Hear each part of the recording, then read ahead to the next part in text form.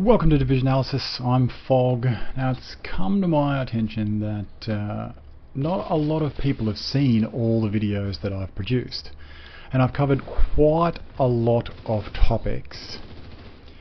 Some of those topics have been very controversial, and I believe it's because it calls into question a lot of what we have been told is fact about this game. So in this vid I'm going to cover some of the things that I've already covered, and it's my opportunity to challenge those pre-existing facts in the simplest way that I possibly can, and just to say respectfully, I disagree. Let's go.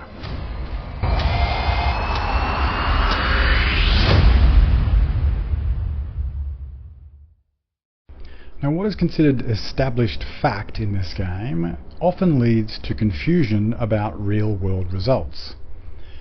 So once again, I'm going to do this very simply. Let's say that you have an enemy that has 3 health points.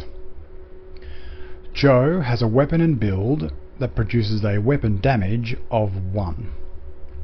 His weapon fires 1 round per second. And I think we can all agree that it's going to take Joe 3 rounds to kill the enemy. A burst DPS calculation will tell you that Joe's DPS is 1 per second.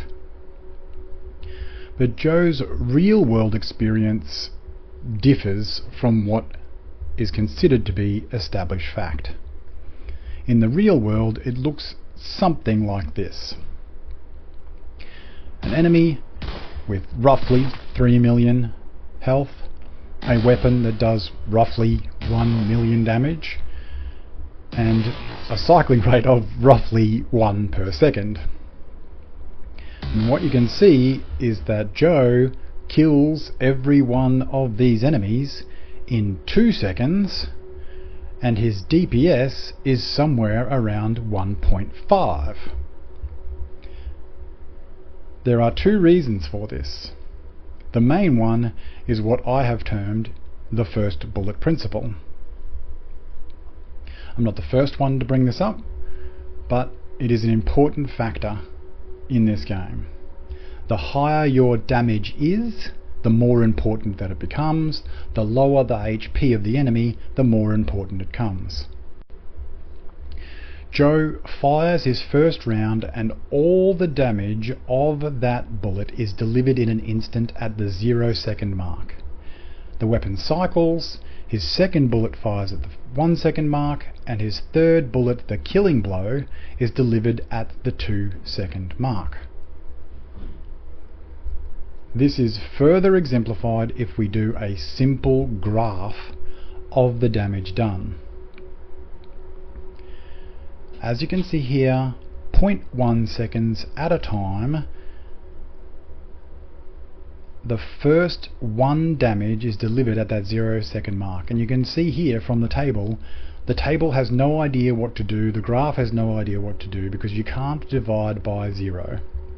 But at the 0.1 second mark, we now have 1 damage divided by 0.1 seconds, which means that Joe, technically at this point in time, is doing 10 DPS. And obviously it very quickly drops to a point just prior to the firing of the second bullet, where all of that damage is expended in 1 single fraction of a second, jumping his DPS.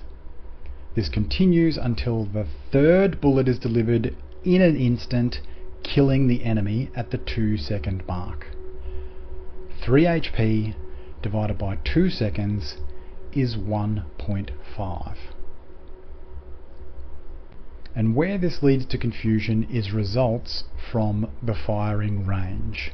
The firing range is effectively doing exactly what this graph is doing, and plotting DPS per 0.1 of a second.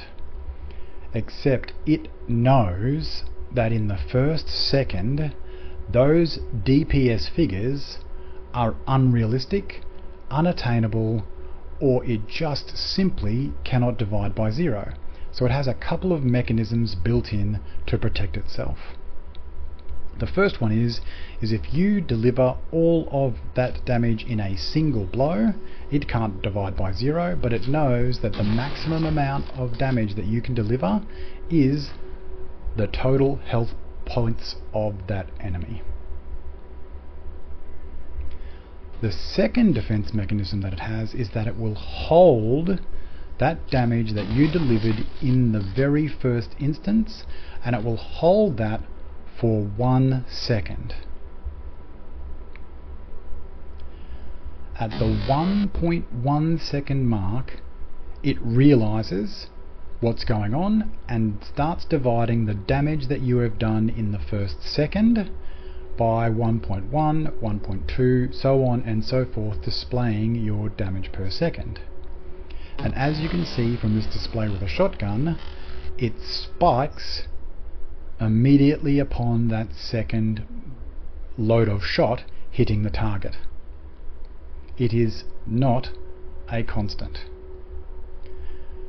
Now what you can see here is a very good example where a sliver of health is left on the enemy, meaning that Joe, if this is him in the firing range, has failed to kill that enemy with that second bullet, and then is required to deliver an entire another round of shot at 3.2 million average or whatever it is per shot in order to deliver just 6,000 damage to the enemy in order to kill it.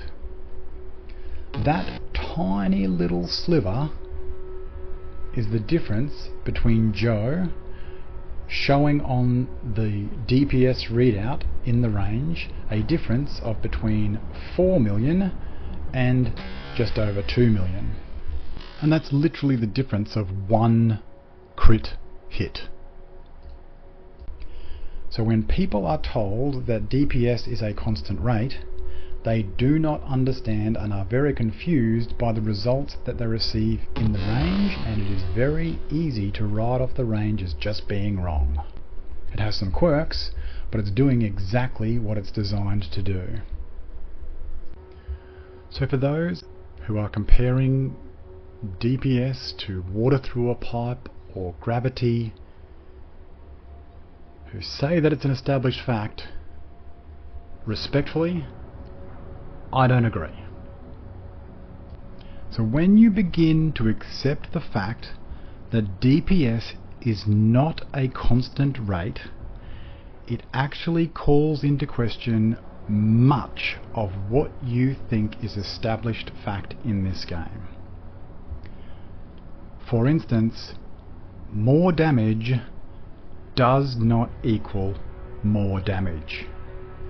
Let me explain. Let's go back to Joe. Now Carl comes along and he's been told that more damage is better.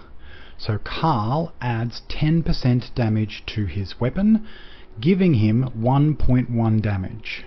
He still fires 1 round per second. This is Carl. A burst DPS calculation that assumes that damage equals damage says that Carl's DPS is 1.1 per second, and therefore his time to kill should be less. Sorry.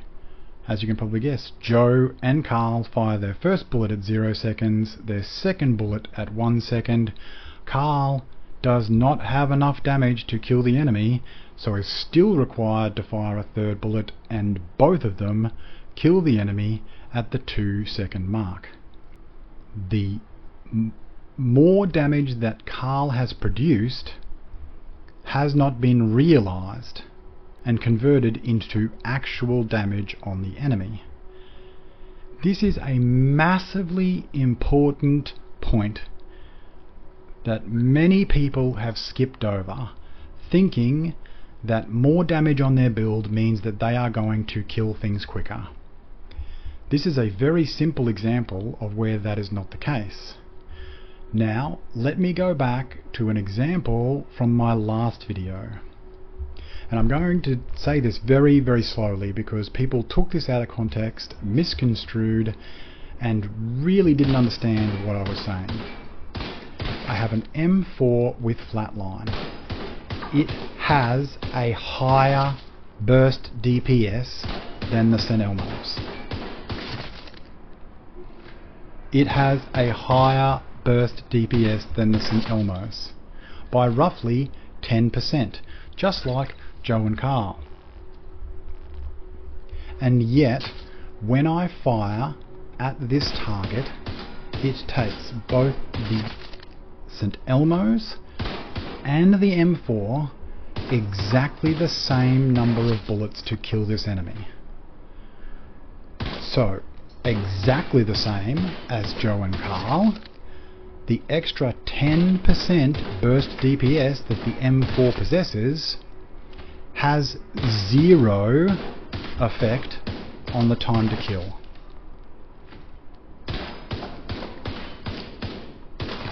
The higher your damage is, the more prevalent this becomes.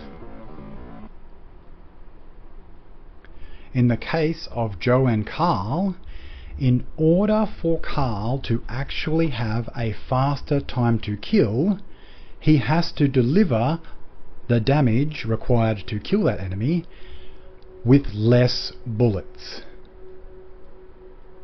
It's not like water. It's delivered in packets. In this instance, with Joe and Carl, Carl would have to increase his damage by 50% to have any impact on his time to kill. If we go back to the M4 and the St. Elmo's, this time with a higher damage build, now both weapons will kill the enemy in either 4 bullets, or if they manage 3 crits in a row, both weapons will kill the enemy in 3 bullets.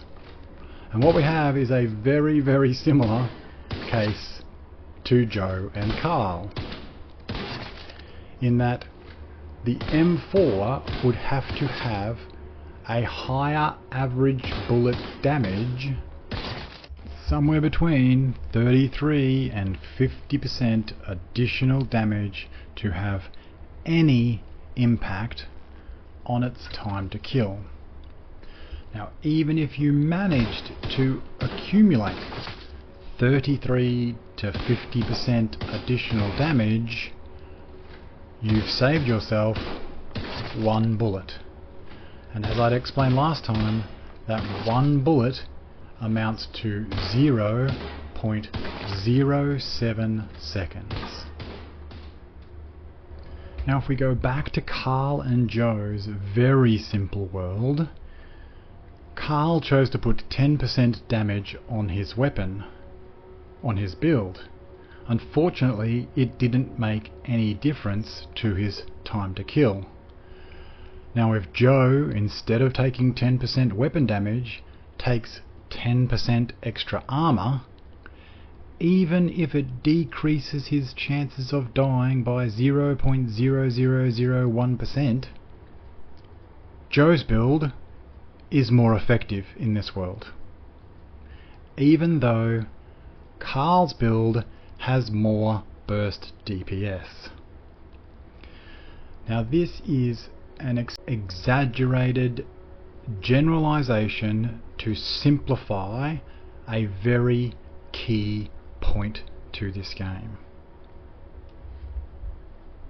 If you have a build that kills an enemy in 10 rounds, very generally, average 10 rounds, you will require an additional 11% more average bullet damage in order to get that down to 9 rounds. To go from 9 rounds to 8 rounds, 12.5% more damage. 8 to 7 is 14.3, 7 to 6 is 16.6, 6 to 5, 20, so 5 to 4 is 25%, and from 4 to 3 is an additional 33% damage to save 1 round on an 850 RPM weapon 0.07 seconds. What you can see here is that it is getting incrementally harder to gain an advantage from your damage. Now this is massively oversimplified, but the underlying context remains. The simplification comes from the fact that we do not produce one single damage number. We produce 16, and that's not including talents that stack, and that's not including optimal range. So the variation between the damage numbers that are produced will actually produce an incremental increase in your damage between these numbers. So you may add just a tiny bit more damage and it may result in a decrease on average for your time to kill. The unfortunate downside to this is that for every increase that puts something over the line, everything else that's already over the line is now overkilling the enemy further. There is nothing that you can do to receive all of the benefit that you have put in to your investment. To make matters worse for damage is that as your damage gets greater, the more of your damage that you are dissipating. In every case, you will lose, on average, 50% of the final bullet that you deliver to an enemy. If you have a lot of damage, you have less bullets to kill the enemy. So 50% of one bullet is a much greater percentage that you are losing. 50% of one bullet, when it takes you 10 to kill, means that you're losing 5%.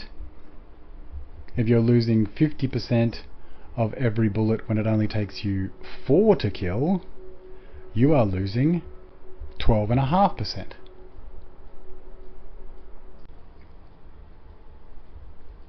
But the fact remains that it is incrementally harder as you add more damage to produce more realized damage. When you combine that with the fact that you've already got a lot of damage on your build, that means that you are going to get inevitably, unavoidably diminished returns from whatever you are putting into your build to make these gains. As an example, on this build, by adding an additional 15% added weapon damage, I increase my average bullet damage by roughly 6.5%. So the diminished return on investment is not only diminished, but it's exponentially diminished the more that you add. Now this diminishing on the damage investment that you make, the dissipation of that damage by overkilling inevitably on every single one of your last bullets that kill the enemy, means that you will never receive the full percentage that a burst DPS calculation tells you that you're receiving. They've done studies, 60% of the time it works every time. Okay, strap in because we are going to put this all together. I have my high-end glass cannon vigilance flatline M4 with 5% expertise, 60% crit chance, 155.8. Those 2 percentage points are the only thing that's not maxed out on this build. It has 90% headshot, 8% damage to armor, and 21% damage to health, and it also has 10% damage to targets out of cover on the weapon and an extra 8% damage to targets out of cover on the knees. So So from the stat sheet we have 105% all weapon damage, 40% assault rifle damage.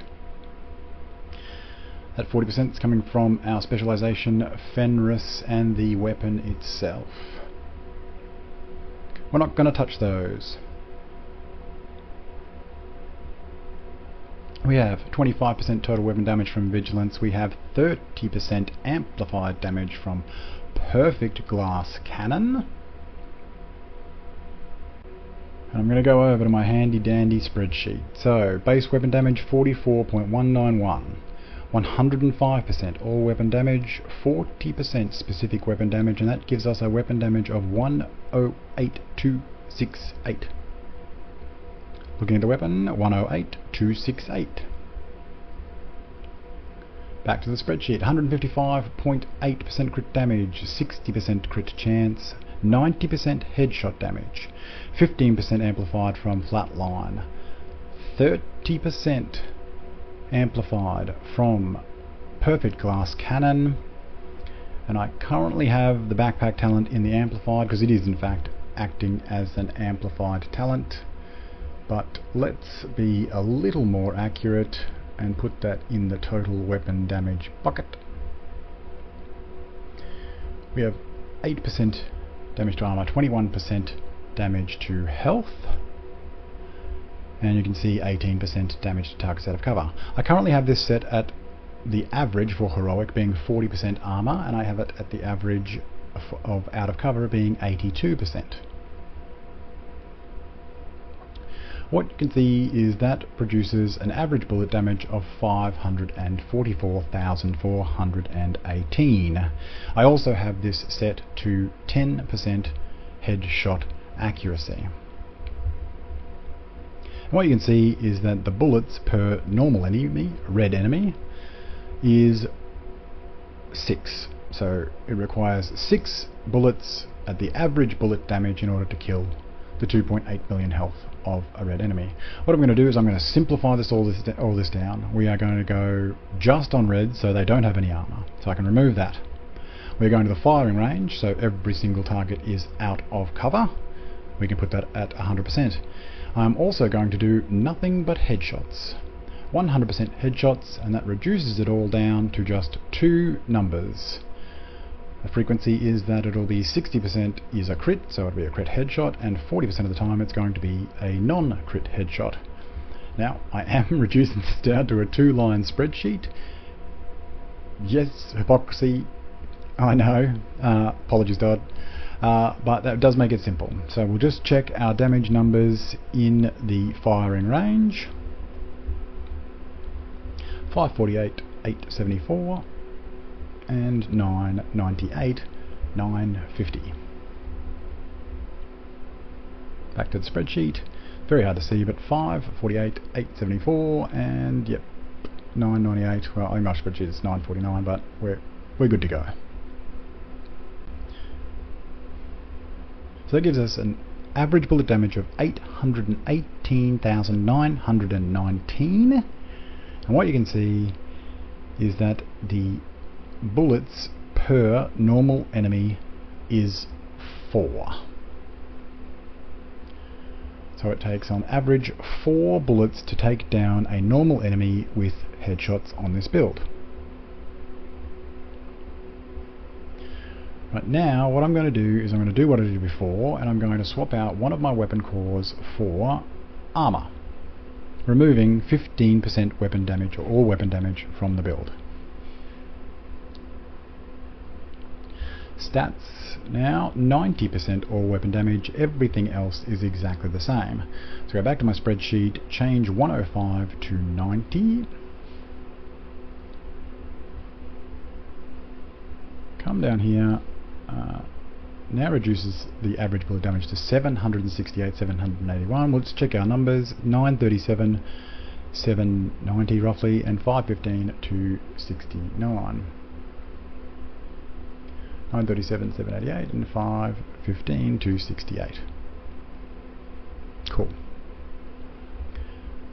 Average bullets per normal enemy, 4. No change.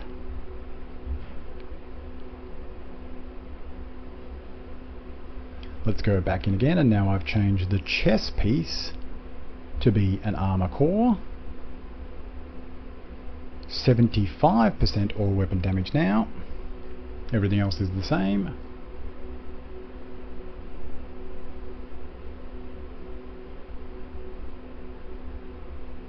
$876,000 and $481,000. Just check that. Okay, I'm going to continue adding blue cores, replacing the red cores, get the results, and I'll come back to you in a sec. All weapon damage. We have gone all the way down to 0 weapon cores. From our 6 starting point, all the way down to 0 red cores. Each time adding a 15% weapon damage at every single step to bring us up to 105% all weapon damage. That has changed our average bullet damage by a massive 300,000 per bullet.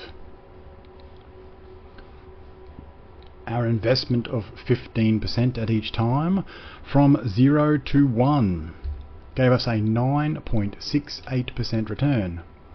From 1 to 2, 2 to 3, 3 to 4, 4 to 5, and our final one gave us a return of only 6.52% to our average bullet damage. Now for the big one. Bullets to kill. At 0 weapon cores or weapon damage cores, it took us, or it would take us, an average of 6 bullets to kill that red enemy with headshots on this build. Adding 15% weapon damage, or 1 red core, gives us a 9.68% return, and it is enough to drop our average bullets to kill down to 5. But as you can see, the next 30% weapon damage added has resulted in no difference in the number of bullets to kill. So in total we have added 6 weapon cores, 15% each, for a total of 90% added weapon damage, for a total return of 0.14 seconds.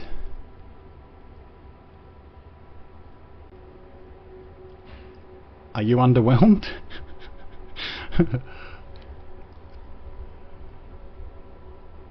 In fact, it would take you to reach the lofty heights of 150% all weapon damage before you could confidently say on average you would kill that red enemy in 3 bullets, saving yourself 0.07 seconds.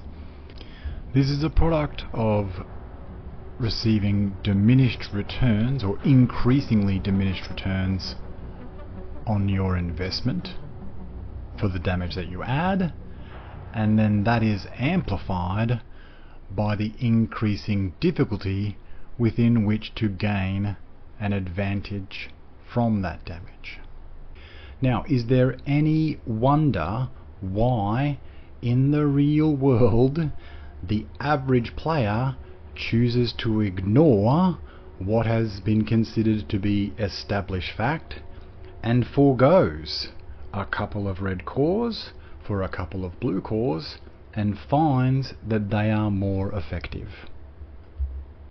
I've painted a pretty poor picture of investment in damage.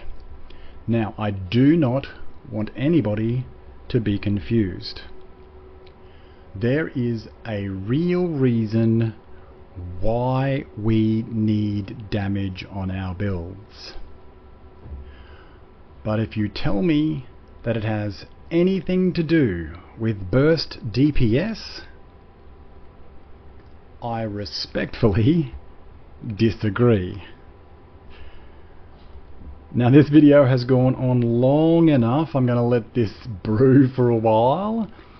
I have much more to talk about. A recap of some of the things that I've spoken about in the past, but again, piecing it all together using simple examples and relating it to real-world experience. In the next vid, I'm going to talk about damage and time and knock down a long-held belief there. I'm also going to rattle some cages with one of the longest standing beliefs in this game, or truths or facts in this game, and shake that one up. And I'll give you my take on why I think we actually need damage on a build. Subscribe. If you like this one, hit the like button. And even throw a hashtag Joe if you understood everything and you find it relatable to your real world in-game experience. Until then, fog out.